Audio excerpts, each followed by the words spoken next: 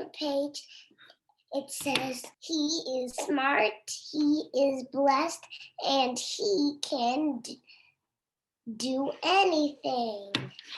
The book looks like this. Oh, it's beautiful. I love it. I love it. And you know what else I love? I love the story inside. Thank you.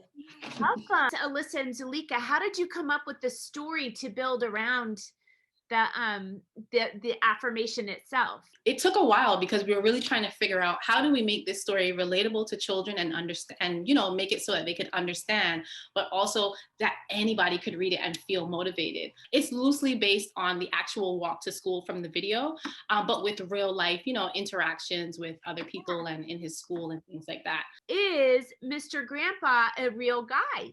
Yes. Yes. He is. I have seen him before in New York City. Yes, we have. When I say hello to him, he says hello to me. I say, how are you? He says, how are you?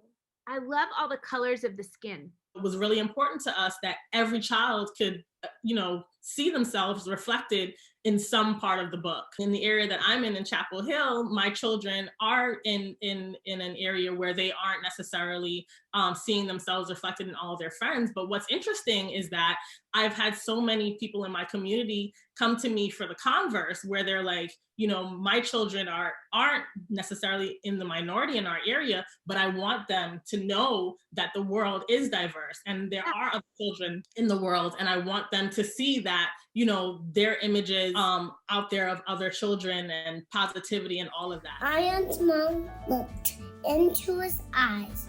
Do you remember what we always say? Let's say it together. I am smart. Let's say it louder. I am smart. They both shouted. We want people to know that, words truly have power. More specifically, when it comes to children, positive words and positive reinforcement and support are really key factors in their development. When we wrote this book, it was our intention for children, parents, educators, all family members alike to really read the story and see themselves reflected, in the emotions and experiences that Ayaan is going through. And to be able to use this book sort of as a starting point to have those conversations. About positive affirmations, about diversity, and to come up with their own affirmations afterwards. I think if they have those tools that they can take with them throughout their lives and use in different situations, and they've got it from, a young age. I taught this to Ayaan, this specific affirmation at 2 years old.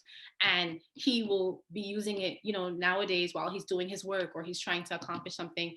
And he's just like, he feels like maybe he can't do it. And I said, well, remember your affirmation. He might say it on his own sometimes. You know what? I can do this, mommy. I can do anything. As we've gone through this process of writing this book, we've realized that we've actually had affirmations taught to us as young children.